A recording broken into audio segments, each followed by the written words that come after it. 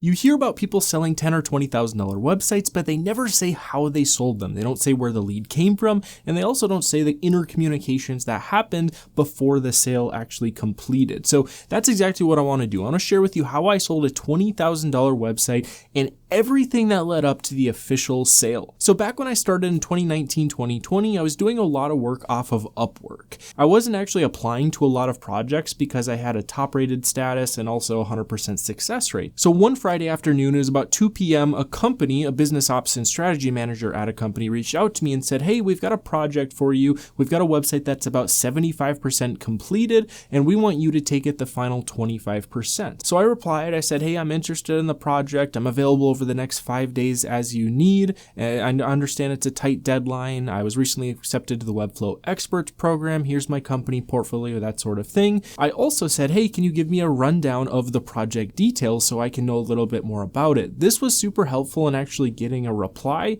because if I just say, hey, I'm interested in it, they don't really have to apply to it. But if I ask a question about the project, it kind of creates that communication. It starts that relationship. So they sent over those details. We looked them over, then we had a call, and then we got started on the project. Now, just to be clear, this was not for the $20,000 website. This was just the start of the relationship. The $20,000 website came a year after this start of the relationship. And I think this is kind of one of the misconceptions, is that these $20,000 website projects just pop up out of nowhere, and they absolutely can, but there's also a lot of them where the relationship gets built, right? There's somewhat of a partnership, or maybe there's communication that happens on social media, or maybe you meet someone in person and then that person doesn't say anything for 2 years and then they reach out to you. Like, there's a lot of things that people don't realize happen in between or before the projects actually sell. So we did the project. 5 days turned into 2 weeks. 2 weeks turned into 3 months. 3 months turned into a full year, right? They were happy with the work that I was doing. They knew if I said I was going to do something, I would do it, and I would do it right.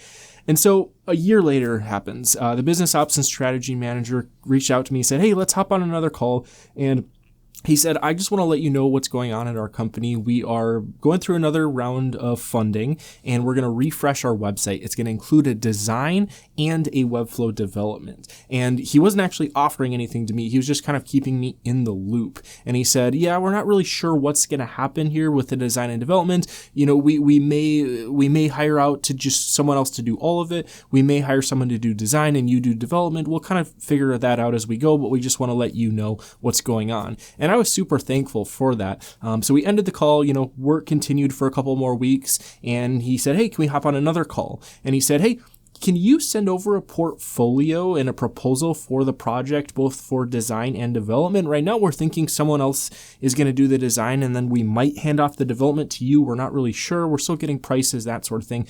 Now, up until this point, they really were just trusting me for my Upwork status and my 100% success rate, right? That's why they hired me. I did send my portfolio over before, but they weren't really concerned with that. They were really just looking for someone that they could trust and knew what they were doing. And so at this point, they asked for my actual portfolio. I sent over some of my favorite websites. They liked a couple of them. And then I sent a proposal, $7,500 for design and $7,500 for development. The extra $5,000 came from a tip later. But I think most designers and developers at some point in their journey, maybe at multiple points, they doubt themselves. They doubt that they can actually do the project. They don't think that they are worth the company hiring them. They don't think that they're worth the money. And that's exactly where I was at this point. I was not confident they were going to hire me either for the design or the development. I was maybe like, okay, maybe 40-50%, maybe they'll hire me for the Webflow development, but I was about 10% that they were going to hire me for the design. I didn't think there was a chance. I didn't really have a lot of confidence in this project. So about a week before the project started, he reached out to me again. He said, hey, let's hop on a call here. And I was fully ready to for my speech to say, oh, no worries. I understand you had to go with someone else. He starts the call. He says, hey, I just want to let you know we have decided on who's going to be doing the design and development, and we would like both of them to be done by you. And I have no clue what happened in between. I don't know if they offered it to someone else and then they rejected it and then they came back to me, or if I was first, second. I don't know. But they offered me the project and I was ecstatic. I was so excited to get started on the project. The funny thing is that we had like a kind of we did have a contract for an hourly agreement, but he said, hey, what do you want to do for a contract here? And I was like, you know what? I know you're going to pay me and you know I'm going to get the work done. Are you guys cool with doing just a handshake agreement? Like, I'm excited to get this thing started. Let's get started here. And he said, yeah, let me check to be sure, but I think we're okay with that. And so he checked and we got started on the project literally on a handshake agreement, a $20,000 website. I do not recommend that. I don't. That's not how I operate now. It's just kind of funny that that's how this website was decided upon. But anyways, it was a tough project. It was a 30-day project, super tight timeline. But we got it done. It was a success. It was a lot of fun. It was a lot of hard work. But that is essentially how the website was sold. But I want to talk about a few things that I really think sold the website. Number one, trust. They trusted me, not because I said something, but because I did what I said I was going to do over a year-long relationship. It took all of that, and I mean all of it, in order for them to be convinced that I could build their new website. And so trust was a big factor. Number two, they liked my portfolio. There's a couple websites specifically they liked. They liked the minimal aesthetic, and they kind of wanted me to replicate some of those pieces on their new website. So that was also a big part of it. The timeline was also a super important detail that most agencies and even a lot of freelancers wouldn't agree to. A 30-day project timeline for both design and development. In reality, it was more like 21 days. It was like 3 weeks because the final week we published early and it had a week of QA. So most agencies would have said, no chance are we doing it for that timeline. There's just no way it can get done. There's a lot of pages, a lot of CMS pages, and a lot of internal partnership pages. There's just a ton that needed to get done in a really short time span. I was working nights. I was working weekends. It's the reason why they offered a $5,000 tip in the middle to get up to $20,000.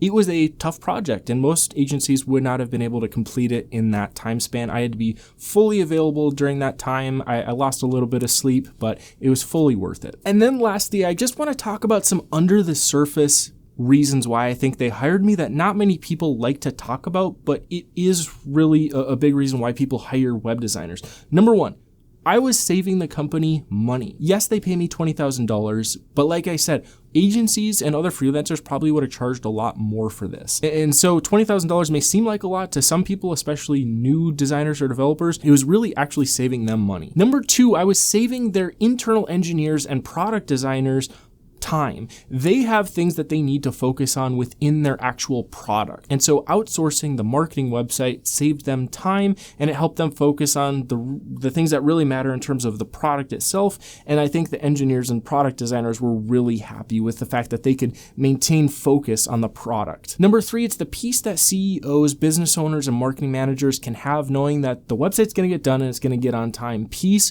is such a big factor in selling these projects, whether it's said or not. And then fourthly, you can build a nice website, it can look great, but if you can't share the story in a way that sells the product, the website's probably not going to do very well. And I think they really wanted their story to be told in a little bit different manner, the product story, how it all came about, and the story of all the customers that this company had. They wanted it in a way that sold the product, and I think we did a good job of sharing that story, and I think that was a big selling point in convincing them that I was the one to go with for this project. If you like this type of video, please let me know. We'll see you in the next one. Bye, guys.